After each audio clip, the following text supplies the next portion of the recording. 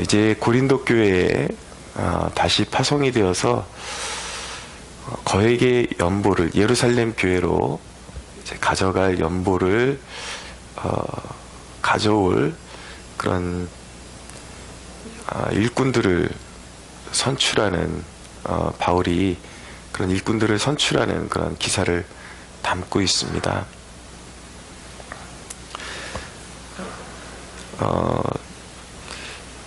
이 거액의 그 헌금을 다루는 일이기 때문에 거액의 헌금을 가지고 이제 사고가 없이 그것을 이제 운송을 해야 될 그런 사명을 이제 감당해야 되기 때문에 굉장히 신중하게 사람을 뽑아야 될 그런 상황 가운데 있는 것이죠. 근데 바울이 이미 이제 세 사람을 뽑아가지고 제 고린도 교회에 이 사람을 보낸다라고 그렇게 기록하는 대목인 것입니다. 교회의 그 중대한 중책을 감당해야 할 일꾼들의 조건은 어떤 것인가? 그것을 오늘 말씀을 통해서 배우게 되는 것이죠. 첫째는 디도에 관해서 말씀하고 있는데 16절부터 보면 너희를 위하여 같은 간절함을 디도의 마음에도 주시는 하나님께 감사하노니 그가 고난을 받고 더욱 간절함으로 자원하여 너희에게 나아갔다. 그러니까 디도가 이 사명을 감당하게 된 그 동기는 처음에는 바울에게 권면을 받았습니다. 권면을 받았지만 그는 그 권면을 받은 것에서 끝나지 않고 더욱 간절함으로 자원했다라고 그렇게 말씀하고 있습니다. 그러니까 디도는 시키는 일에만 마지못해서 감당하는 사람이 아니라 정말 사모함을 가지고 그 이상을 감당하는 사람이었다라는 것입니다. 마지못해 일하는 사람이 아니라 정말 주의 일에 더욱 사모함을 가지고 일하는 자세를 가진 사람이 바로 디도였다라는 것이죠. 그러니까 이 일의 적임자로 바울이 디도를 선정한 것입니다. 또 한 사람이 나오는데 18절에 보면 또 그와 함께 그 형제를 보내었으니 이 사람은 복음으로써 모든 교회에서 칭찬을 받는 자다 라고 말씀하고 있습니다. 일꾼의 조건은요 단순히 자기 열심으로만 되지 않습니다. 무엇을 하든지 자기 방향으로만 하려고 그러는 사람들이 있습니다. 근데 그런 사람들은 주님의 좋은 일꾼이 되기는 힘든 것이죠. 그러니까 교회가 인정하고 교회에 칭찬받는 사람이어야 한다라는 것을 말씀하고 있는 것입니다. 특별히 19절에 보면 이뿐 아니라 그는 동일한 주의 영광과 우리의 원을 나타내기 위하여 여러 교회의 택함을 받아 우리가 맡은 은혜의 일로 우리와 동행하는 자라. 그러니까 이 대목에서 배우게 되는 것은 무엇이냐면 바울이 경험자를 세웠다라는 것입니다. 경험이 있는 사람.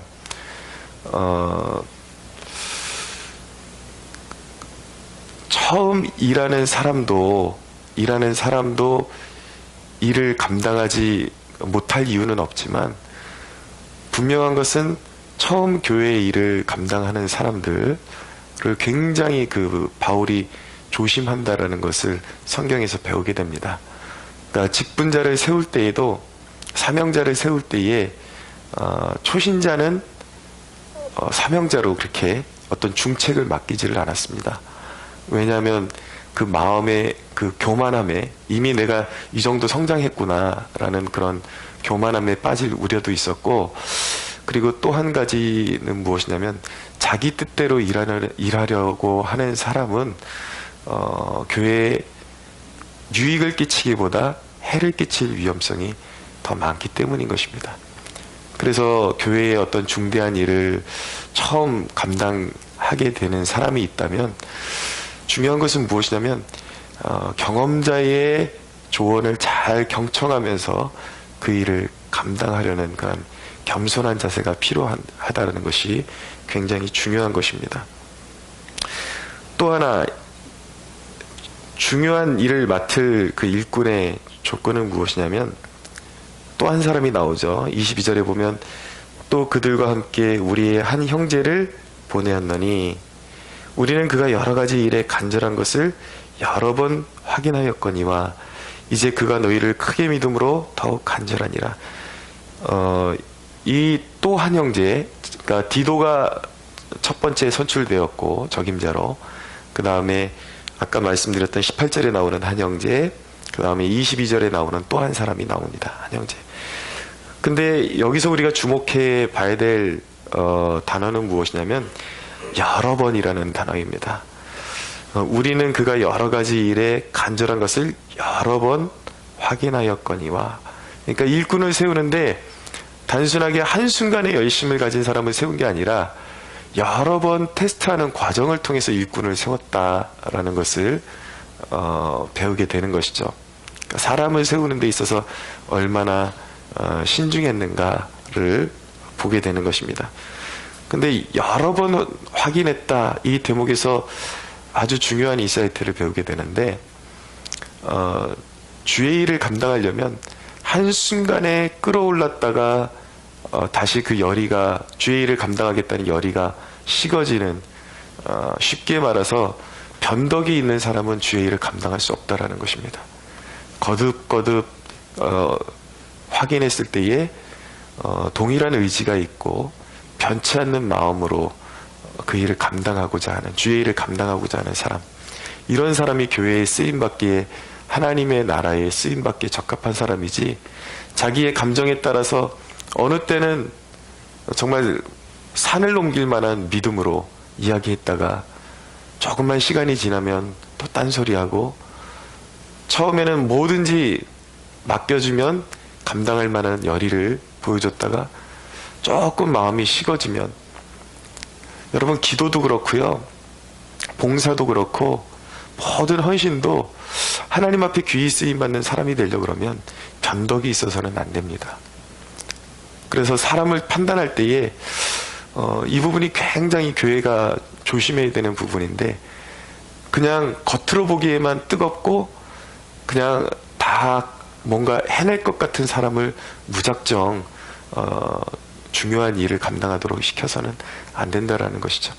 그 사람의 그런 열정이 지속적으로 이어지는가, 그리고 그 동일한 마음이 크게 기복이 없이 계속해서 이어지는가, 그것을 보고 사람을 세우는 것이 굉장히 중요하다라는 것입니다.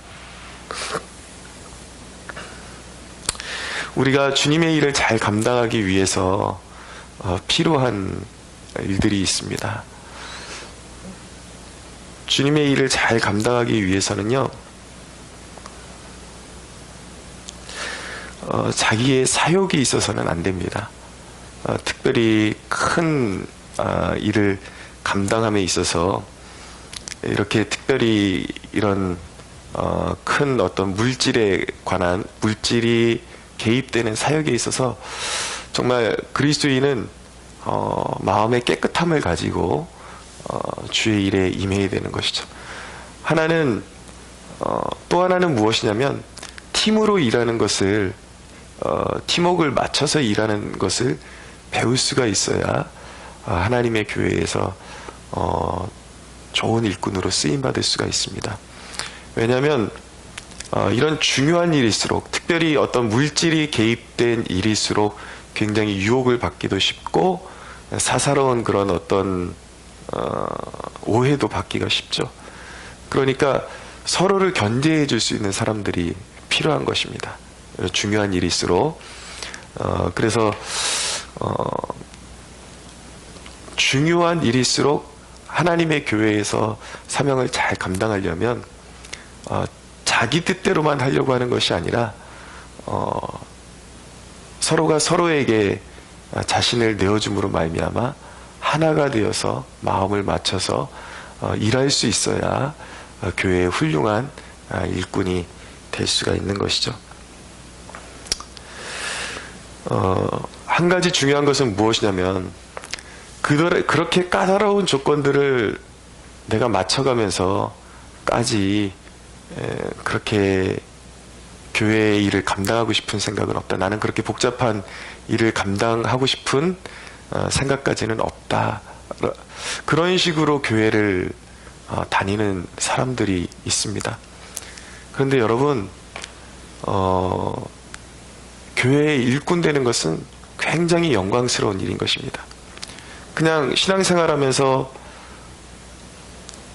어떤 언저리에 그냥 얹혀가지고 아무것도 하지 않으려고 그렇게 신앙생활을 하면 영적으로 유익할 것이 아무것도 없는 것입니다. 하나님의 일은요, 굉장히 영광스러운 것이에요. 그래서 하나님의 일을 감당할 수 있는 일꾼이 될 수 있도록 사모함을 가져야 하는 것입니다. 하나님의 일을 감당하기 위해서 제일 앞장서서 감당하고, 그리고 자신을 낮추고 희생할 때에 얻는 축복은 무엇이냐면, 교회 다니면서도 항상 그 외곽지대로 겉도는 사람들은 전혀 이해할 수 없고 맛볼 수 없는 하나님의 은혜의 세계를 경험한다라는 것을 알아야 하는 것입니다. 주의 일을 앞장서서 감당하고 또 사명감 있게 사모함으로 감당하는 사람은요, 매 순간마다 그 일을 감당하는데 어려움에도 봉착하게 되지만 그 어려운 일을 하나님이 어떻게 풀어가시는지, 그 일을 풀어가기 위해서 하나님께서 어떻게 길을 여시고 어떤 사람을 붙여주시는지, 그 모든 상황마다 하나님의 인도하심과 하나님의 능력을 경험하는 축복을 얻게 되는 것입니다. 그러니까 주의 일을 잘 감당하다 보면 믿음의 레벨이 달라지는 거예요. 점점 성장하고 사람이 견고해지고 그렇게 되는 것이죠. 그러니까 주의 일을 잘 감당하니까 어떤 축복을 누리게 됩니까? 하나님의 성경에 기록되었다는 것은 무엇입니까? 아주 성경에 기록되었다는 것, 좋은 하나님의 일꾼으로 기록되었다라는 것은 하나님의 마음에 그만큼 각인되고 기억되는 사람으로 남았다라는 것을 의미하게 되는 것입니다. 여러분, 신앙생활하면서 어떤 사람이 되기를 원하십니까? 하나님이 인정하시고 하나님이 믿고 맡기실 만한 사람, 하나님의 기억 속에 계속해서 남아있을 만한 사람이 되기를 원하십니까? 아니면 항상 그 신앙의 언저리에서 그냥 아웃사이더로 그렇게 방황하는 인생으로 남기를 원하십니까? 여러분, 이왕에 신앙생활 하기를 시작하셨다면 밖으로 겉도는 사람이 되지 마시고 안으로 들어오십시오. 믿음이 자꾸 이것을 경험해야 믿음이 커지는 거예요. 주의 일을 감당하면서 부딪히는 문제 속에서 하나님께서 어떻게 해결해 주시는지, 이런 것들을 감당할 때에 이것이 모든 삶에 확장이 돼서 하나님께서 어떻게 일하시는지 그것을 보게 되고 이것이 삶에 적용이 되기 때문에 우리는 주님께서 말씀하신 이 말씀을 기억해야 되는 거예요. 있는 자에게는 더 줄 것이다. 없는 자에게는 그 있는 것마저 빼앗아서 있는 자에게 더 줄 것이다. 이 말씀이 뭐예요? 굉장히 현실적인 말씀입니다.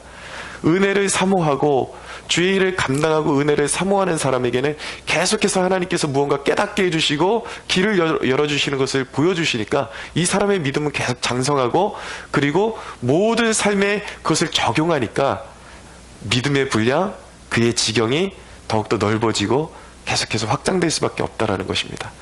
근데 이거 귀찮으니까 이건 나한테 너무 버거워, 늘 이런 식으로 뒷전에 있다 보면은 결국은 영적으로 이게 무서운 결과를 얻게 되는 것입니다. 그 있는 것마저도 빼앗겨서 있는 자에게 주시는 그런 참 어마어마한 그런 결과를 초래하게 되는 것이죠.